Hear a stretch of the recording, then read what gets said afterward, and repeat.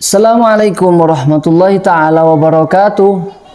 Alhamdulillahirabbil alamin. Kita bertemu kembali dalam kajian kitab Takmilatus Zubdatil Hadits fi fikhi ilmil mawaris. Masih di dalam pembahasan muqaddimah atau masih untuk mendalami dan agar kita lebih mengenal apa itu ilmu faraid. Dalam pembahasan kali ini kita akan masuk, sebelum kita masuk benar-benar membuka pintu tentang ilmu faraid, kita akan melihat, harus kita ketahui sebelum kita masuk kepada warisan, apa yang harus pertama kita lakukan. Langkah pertama daripada ketika kita menemui ataupun mendapatkan orang yang sudah meninggal dan harta dari orang yang sudah meninggal tersebut, apa yang harus kita lakukan terhadap harta orang tersebut. Ma yata'allaqu bitarikatil mayyit. Lanjutannya adalah apa saja yang berkaitan dengan peninggalan mayit. Yang harus kita bahas, yang harus kita lihat pertama adalah yata'allaqu bitarikatil mayyiti khamsatu huquqin murattabatan. Yang harus kita lihat pertama, ketika ada orang meninggal dan kita dapati hartanya ada di hadapan kita, maka yang pertama harus kita lihat adalah awwaluha al-haqqul muta'allaqu bi'aini tarikah. Hak yang masih terikat dengan harta mayit tersebut yang wajib untuk ditunaikan. Jadi pertama, apakah mayit ini punya kewajiban yang harus dia tunaikan dengan harta tersebut. Contohnya zakah, warahn, wal jinayah. Pertama disebutkan adalah zakat. Apakah mayit tersebut, orang yang meninggal ini sudah membayarkan zakatnya, sudah mengeluarkan zakat atas harta yang dia miliki? Jikalau dia belum sempat mengeluarkan zakatnya, maka sebelum kita membagi uang ataupun harta mayit ini kepada ahli waris, yang pertama harus kita lakukan adalah kita bayarkan, kita tunaikan zakat orang tersebut. Zakat kita cari zakat apapun, zakat fitrah, zakat mal, zakatul masyiyah, zakatul tijarah, dan berbagai macam-macam zakat yang berkaitan dengan harta mayit tersebut. Ataupun selanjutnya hak yang berkaitan dengan hak muamalah. Muamalah jikalau orang tersebut menerima harta gadai, menerima uang gadai. Ada orang yang menggadaikan sepeda motor ke orang tersebut, maka sepeda motor ini bukan masuk ke dalam harta waris. Maka penggadaian ini harus diselesaikan dulu. Ataupun jinayah. Apakah si mayit ini pernah melakukan tindakan kriminal yang harus dia tunaikan tentang jinayatnya, kewajiban untuk membayar tanggungan jinayat tersebut, maka ini yang pertama harus dia selesaikan. Kita lihat tentang harta yang berkaitan dengan mayit tersebut. Kedua, jikalau itu semua sudah selesai, yang kita lihat dari harta mayit tersebut, kita siapkan, kita pisahkan, kita ambil dulu harta mayit untuk mu'anut tajhiz bil ma'ruf. Kemudian adalah untuk biaya perlengkapan dan biaya penguburan mayit ini, dimulai dari biaya memandikan jenazah, biaya untuk kain kafan, biaya untuk menguburkan, seluruh biaya yang berkaitan dengan prosesi penguburan dan pemakaman jenazah. Cukup sampai pada proses pemakaman jenazah. Adapun tahlil maka tidak masuk. Tahlil ini bukan masuk terhadap pembahasan mu'anut tajhiz. Tahlil yang kita kenal 1 hari, 2 hari, sampai 7 hari, 40 hari, 100 hari, maka tidak boleh disisihkan atau diambil dari harta si mayit, karena ini tidak masuk, oleh para ulama disebutkan tidak masuk dalam harta yang harus disisihkan untuk prosesi pemakaman jenazah. Maka harta yang harus disisihkan untuk prosesi pemakaman jenazah berhenti sampai jenazah tersebut sudah dikuburkan. Mulai dari pemandian jenazah, seluruh hal yang dibutuhkan dalam proses tersebut, kemudian kain kafan, harga tanah kuburan, dan lain-lain sebagainya. Jadi perlu kami garis bawahi bahwasanya tahlil tidak termasuk harta yang harus diambil dari harta waris atau harta yang ditinggalkan oleh mayit untuk persiapan prosesi pemakaman jenazah. Dan yang ketiga adalah ad-duyunul mursalah fi dzimmah. Apabila mayit punya hutang, baru punya hutang dulu, punya hutang kepada sesama makhluk. Kalau yang pertama tadi hutang kepada Allah Subhanahu wa taala.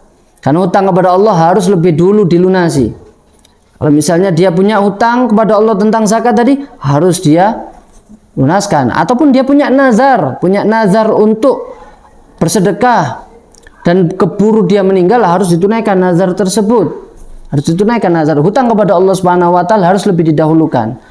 Yang kedua tadi adalah untuk prosesi pemakaman jenazah, dan yang ketiga adalah untuk membayar hutang kepada sesama manusia. Hutangnya harus didahulukan. Jadi jangan keliru, jangan kebalik. Warisan dulu baru hutang, enggak. Urutannya adalah untuk membayar hutang dulu. Yang terkait dengan orang tersebut, si mayit ini. Dan yang keempat adalah awal wasaya bisulus fima dunahu li ajnabiyyin, adalah wasiat. Wasiat harus ditunaikan, wasiat ini ya. Wasiat tentunya apabila si mayit mewasiatkan hartanya tidak lebih dari sepertiga hartanya. Jadi kalau seseorang meninggalkan hartanya, ketika dia meninggal kemudian meninggalkan uang sebesar 1 miliar, kemudian sepertiga uangnya dia katakan, aku wasiatkan uangku 500 juta ini untuk pembangunan masjid, maka 500 juta ini tidak seluruhnya ditasarrufkan, diarahkan untuk wasiat, karena maksimal wasiat itu adalah sepertiga dari keseluruhan harta yang tersisa saat itu. Jadi tinggal dikalkulasikan sepertiga dari 1 miliar tersebut, itulah saja yang sah untuk wasiat. Adapun selebihnya yang lebih dari sepertiga, maka harta tersebut adalah milik ahli waris. Dan yang kelima dan yang terakhir, yang kelima apa? Al-irthu.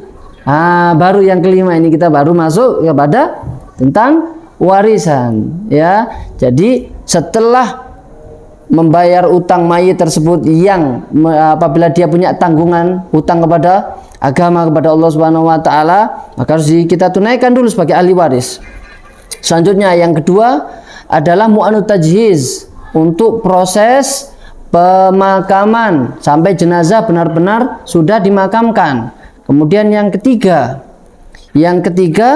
adalah ad-duyunul mursalah, hutang-hutang kepada sesama manusia, hutang-hutang kepada sesama manusia. Kemudian yang keempat wasiat, baru yang kelima adalah warisan. Nah, itu 5 hal yang pertama kali dibicarakan ataupun yang perlu dibahas dari harta mayit yang sudah ditinggalkan oleh ahli warisnya. Dan sebelum saya tutup di sini, jadi kita akan cukup membahas 5 ini. Kemudian ingin saya garis bawahi bahwasannya ketika keluarga kita ingin mengadakan tahlil, keluarga mayit ingin mengadakan tahlil, maka jika ingin mengambil untuk kebutuhan tahlil tersebut, ingin mengambil dari harta yang ditinggalkan oleh mayit, maka hal tersebut harus sesuai ataupun mendapatkan izin dari setiap ahli waris. Karena harta mayit itu adalah harta yang sudah menjadi hak oleh setiap ahli waris. Maka jikalau dari kita ingin mengadakan tahlil atas orang yang meninggal, tentunya harus kita amankan dulu, ataupun kita panggil keluarga orang yang sudah meninggal, kita cari siapa-siapa di antara mereka yang berhak menerima warisan, kemudian kita bagi. Kalau sudah kita minta ridhonya kepada mereka. Kalau memang terpaksa untuk acara tahlil harus mengambil harta dari harta yang ditinggalkan oleh mayit tersebut.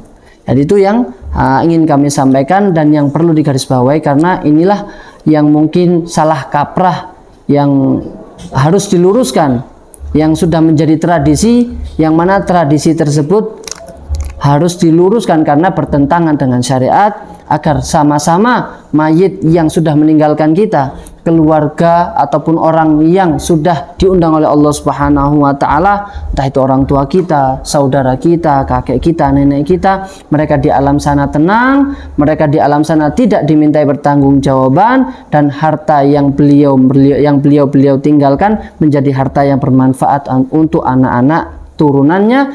Dan mudah-mudahan Allah Subhanahu wa taala menjadikan kita orang-orang yang kuat untuk berpegang teguh dengan ajaran agama, orang-orang yang kuat untuk melakukan dan mempraktekkan syariat agama Islam, dan menjadikan kita orang-orang yang teguh lurus atas ajaran dan tuntunan dari Kanjeng Nabi Muhammad Shallallahu Alaihi Wasallam. Mudah-mudahan Allah Subhanahu Wa Taala senantiasa memberikan kita istiqomah. Dan bagi teman-teman penikmat kajian dari MZT Malang Raya ini, agar apabila ada pertanyaan, hal yang ingin ditanyakan, bisa tulis di kolom komentar di bawah ini ataupun hubungi nomor yang tertera, nomor admin. Silakan sampaikan di sana. Insya Allah apabila ada kesempatan, nanti di kesempatan tertentu kita akan ada akses ataupun ada timing untuk tanya jawab dari subscriber yang sudah menyampaikan pertanyaan di kolom komentar. Sekian dari kami, wallahul musta'an, walaituqlan. Assalamualaikum warahmatullahi wabarakatuh.